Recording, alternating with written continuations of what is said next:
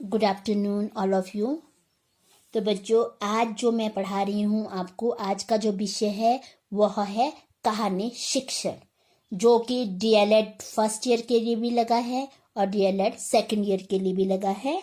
तो कहानी शिक्षण, इसमें हम उस कहानी का अर्थ, परिभाषा, कहानी के तत्व, प्रणालियाँ, महत्व, उद्देश्य, इसके बारे में समझेंगे। तो सबसे पहले तो हम समझते हैं कि कहानी का अर्थ क्या है। तो जिस तरह से आपने प्राचीन काल से ही कहानी क्या है, मनोरंजन व सुख प्रदान करने का एक साधन रही है और इसमें मनुष्यों की उत्सुकता जागृत करने की भी क्षमता होती है। एक अच्छी कहानी पाठक या श्रोता को अपने आकर्षण से बांधे रखती है और अपने चरमोत्कर्ष द्वारा उसे ज्ञान, शिक्षा, मनोरंजन, आनंद आदि प्रदान करती है। कहानी शिक्षण के द्वारा विद्यार्थियों में नैतिकता, मानवीय संवेदनाओं, जीवन मूल्य आदि का विकास किया जा सकता है। और कहानी शिक्षण की विधियों, उद्देश्यों आदि पर चर्चा करने से पहले कहानी की हम परिभाषा जानते हैं। तो कहानी की अब हम परिभाषा जानेंगे। एडगर एलन पो के अनुसार कहानी एक संक्षिप्त तथा प्रभावशाली आख्यान है। इसमें सीमित तथा प्रभावपूर्ण कथानक होता है और यह एक सीमित समय में पढ़ा जाता है। ये किसने कहा था? Edgar Allan. अब है प्रेमचंद के अनुसार गल्प यानी कहानी ऐसी रचना है जिसमें जीवन के किसी एक अंग या किसी एक मनोभाव को प्रदर्शित करना ही लेखक का उद्देश्य रहता है। उसके चरित्र, उसकी शैली, उसका कथा विन्यास और सब उसी एक भाव को प्रकट करता है। ये किसने कहा था? प्रेमचंद ने कहा था। तो इसके बाद ये दो डेफिनेशन, दो परिभाषाएं मैंने आपको बताई है। अब वैसे तो बहुत सी परिभाषा है और उन परिभाषाओं से हमें यही निष्कर्ष निकलता है कि ये परिभाषा से निम्नलिखित बातें स्पष्ट हो रही है। इन परिभाषाओं से कौन कौन सी बातें? फर्स्ट है कि कहानी में एक तथ्यता होती है जो कि किसी घटना पर यह आधारित होती है। सेकंड, घटना का स्थान अनुभूति ले लेती है। थर्ड, कि कहानी का जो आधार होता है वह मनोवैज्ञानिक होता है। फोर्थ, कहानी मनोरंजन करने के साथ साथ मानसिक तृप्ति भी प्रदान करती है। और फिफ्थ, कि कहानी का कम से कम एक उद्देश्य अवश्य होना चाहिए। सिक्स, कहानी से निकलने वाले परिणाम सर्वमान्य होने चाहिए, जो भी परिणाम हमें निकलते हैं। तो सेवन, कहानी में तीव्रता और ताजगी होनी चाहिए। और एट, कहानी की भाषा बहुत ही सरल और सुबोध होनी चाहिए। तो क्या है? ये इसकी परिभाषा थी। अब हम इसके तत्वों के बारे में समझेंगे। तो कहानी के तत्व। कहानी शिक्षण तभी प्रभावशाली बन सकता है जब शिक्षक कहानी के तत्वों से भी भलीभांति परिचित होता है। और यहाँ तत्व निम्नलिखित है। यहाँ 6 तत्व कहानी के निम्नलिखित है। तो वो कौन कौन से 6 तत्व हैं? पहला है कथानक। कथानक कथानक क्या होता है? कथानक, कहानी से कम एक कथानक अवश्य होता है। जब कहानी स्टार्टिंग होती है तो कथानक अवश्य होता है। लेखक की तरह यह होता है। यह कथानक कहानी का मूल बिंदु होता है और जो कि व्यक्ति, घटना, भाव आदि पर यह आधारित होता है। विभिन्न पात्रों, घटनाओं, कल्पना आदि की सहायता से कहानीकार क्या करता है? कथानक का विस्तार करके उसे कहानी का वह रूप प्रदान कर देता है। जो अच्छी कहानी के कथानक को 3 भागों में बांटा जा सकता है। अगर अच्छी कहानी है तो वो उसको हम 3 भागों में बांट सकते हैं, डिवाइड करते हैं कि कौन कौन सी। आरंभ होता है और उसका मध्य होता है और अंत होता है। तो फिर क्या कि कथानक में क्रमबद्धता, प्रभावमयता जैसे गुणों के होने पर कहानी रोचक और प्रभावशाली बन जाती है। तो क्या था ये? कथानक। सेकंड तत्व है पात्र योजना अथवा चरित्र चित्रण। तो इसमें क्या है, जो कहानी पहला कहानी का कथानक पात्रों की सहायता के बिना आगे नहीं बढ़ सकता है। जब उसने लिखा तो पात्र भी उसे अवश्य मिलने चाहिए। तो पात्र कहानी का अनिवार्य तत्व होता है। अगर पात्र नहीं हो तो कहानी भी नहीं लिखी जा सकती है। तो यद्यपि पंचतंत्र की कहानी आपने सुना ही होगा, पंचतंत्र की कहानियों में पशु पक्षियों के माध्यम से कथानक को आगे बढ़ाया जा सकता है, परंतु आधुनिक काल में मनुष्यों को ही कहानी का पात्र बनाया जाता है। क्योंकि पंचतंत्र की जो कहानियां होती है पशु के माध्यम से तो कथानक आगे बढ़ाता है, परंतु जो आधुनिक काल की जो मनुष्यों को ही कहानी का पात्र बनाया जाता है ताकि कहानी स्वाभाविक भी प्रतीत हो। और पात्रों का ऐसा चयन करना चाहिए कि मानव समाज के विभिन्न वर्गों का प्रतिनिधित्व करते प्रतीत हो और वह स्वाभाविक भी होना चाहिए। थर्ड है संवाद योजना अथवा कथोपकथन। यानी संवाद योजना भी कहानी का एक अनिवार्य तत्व है। कहानी में घटनाओं, दृश्य, भाव आदि की प्रस्तुति पात्रों के संवाद द्वारा जितनी अधिक होगी, कहानी भी उतनी अधिक रोचक बनती जाएगी। जो उसने डायलॉग बोलना है, किसने जो पात्रों को डायलॉग दिया गया है उसने क्या क्या बोलना है, तो वह अधिक रोचक होनी चाहिए। कहानी के संवाद पात्रों, भावों तथा प्रसंग के अनुकूल हो और संक्षिप्त तथा अच्छे होने चाहिए। लंबे संवाद कहानी को प्रभावहीन भी बना सकता है, इसीलिए छोटे छोटे संवाद भी होने चाहिए। अब आता है फोर्थ जो पॉइंट आता है, देश काल एवं वातावरण। देश काल एवं वातावरण नामक तत्व जो कहानी को स्वाभाविक प्रदान करता है और जिस व्यक्ति, काल, स्थान आदि से संबंधित घटना के आधार पर कहानी लिखी जाती है, उसी काल, स्थान आदि के अनुरूप ही कहानी आगे बढ़नी चाहिए। यानी मैं एक उदाहरण के द्वारा समझाना चाहती हूँ। यदि कहानी का कथानक लगभग बहुत पुराना है, 100 वर्षों पुराना है, वो किसी घटना पर यह आधारित है, तो वह उस 100 वर्षों के पूर्व समाज के लोगों के आचरण, वेशभूषा, रीति रिवाज के अनुरूप ही कहानी के पात्र की वेशभूषा आदि होनी चाहिए। ऐसा नहीं होना चाहिए यदि ऐसी कहानी के पात्र को मोबाइल फोन या इंटरनेट का प्रयोग करते दिखाया जाए तो क्या होगा, तो इससे कहानी प्रभावहीन और अस्वाभाविक हो जाएगी। क्योंकि उस दौरान जो अगर 100 वर्ष पुरानी घटना पर आधारित कोई कहानी लिख रहा है, कोई पात्र उसमें है, तो अगर वहां पे मोबाइल पकड़ा दिया जो क्या होगा फिर, क्योंकि उस टाइम तो मोबाइल वगैरह नहीं था, तो क्या होगी, अस्वाभाविक हो जाएगी।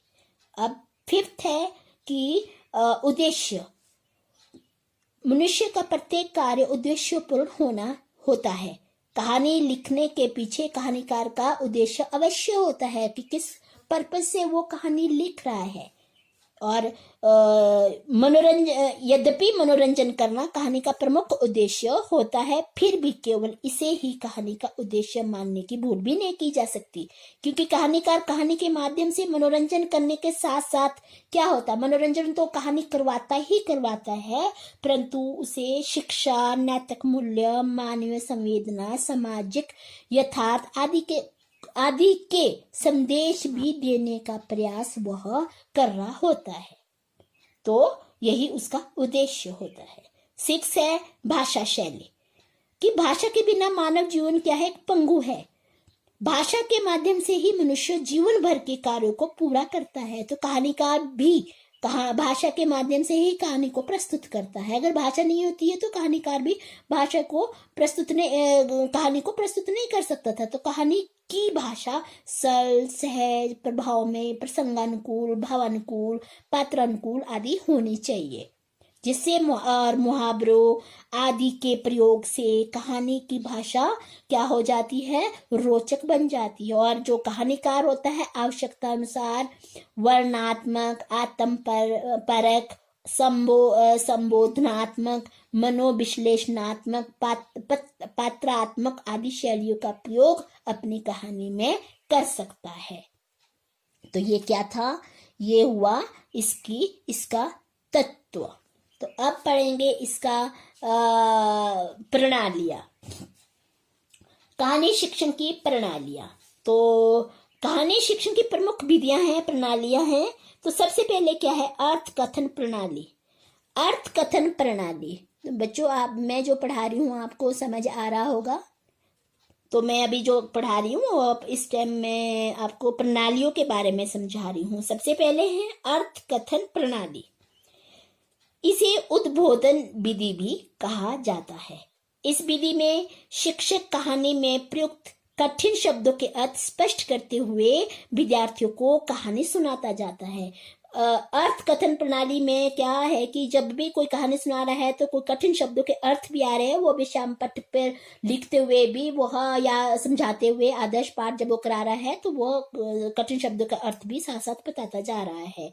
और या वह मॉडल, चित्र आदि सहायक सामग्री, टीचिंग एड्स का भी वह प्रयोग कर रहा है। यह विधि प्राथमिक स्तर के लिए विद्यार्थियों के लिए कहानी शिक्षण में ज्यादातर उपयुक्त मानी जाती है।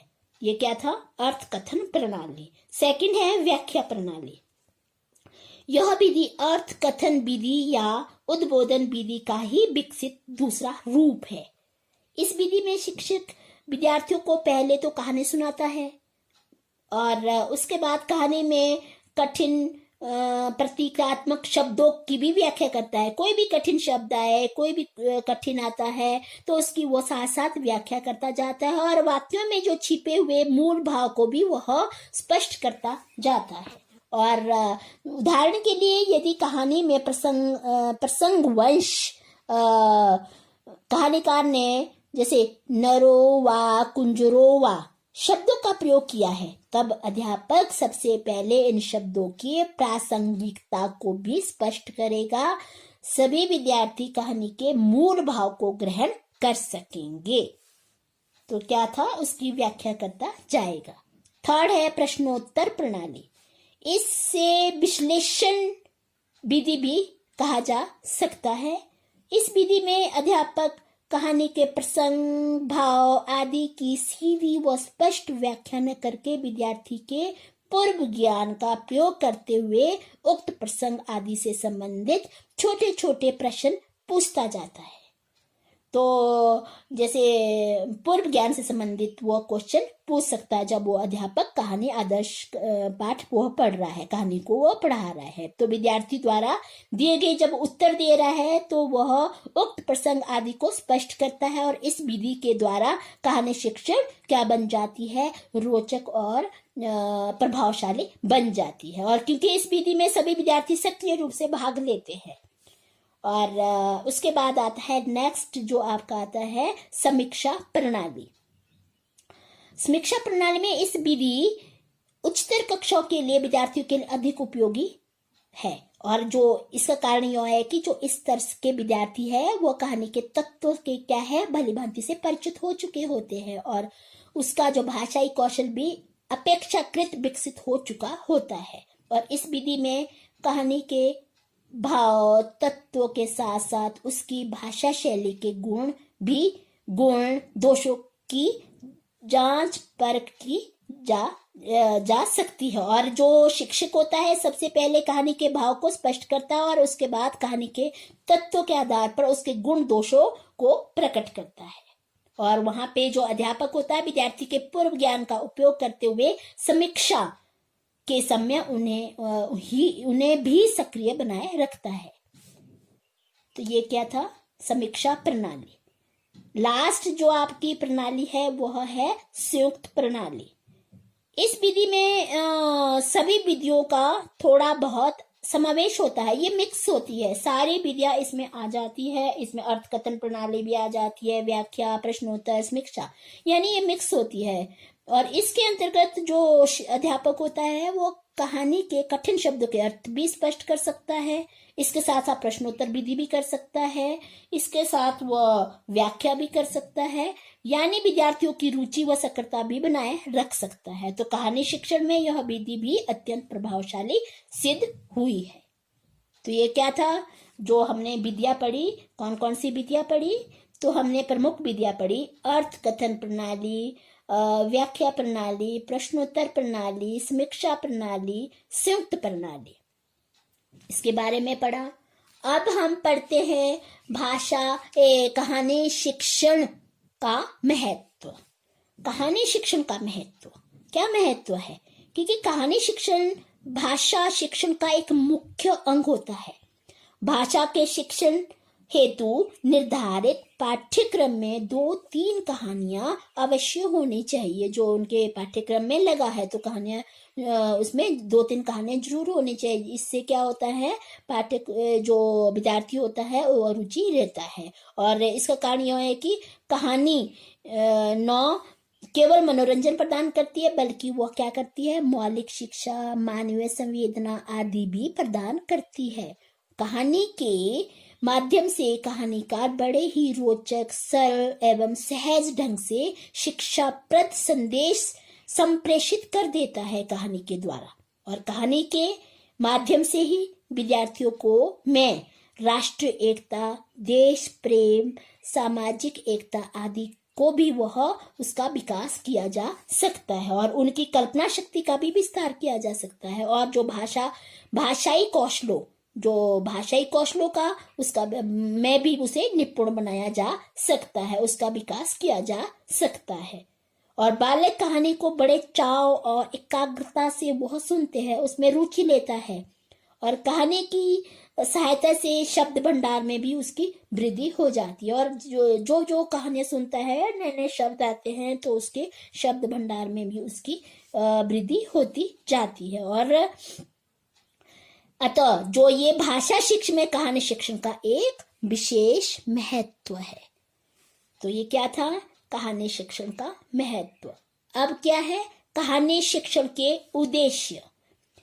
हमने पहले ही बता दिया है कि जो कहानी गद्य साहित्य की क्या है, एक महत्वपूर्ण विधा है। कहानी है वो गद्य साहित्य की एक महत्वपूर्ण विधा है। और जो जहाँ निबंध शिक्षण के दौरान बच्चों को भाषा संबंधी ज्ञान दिया जाता है, वहाँ कहानी शिक्षण द्वारा बच्चों को शिक्षा के साथ साथ मनोरंजन तथा आनंद भी प्रदान किया जाता है। और भाषाई ज्ञान के व्यवहारिक प्रयोग का अभ्यास करने के लिए कहानी शिक्षण अत्यंत उपयोगी है।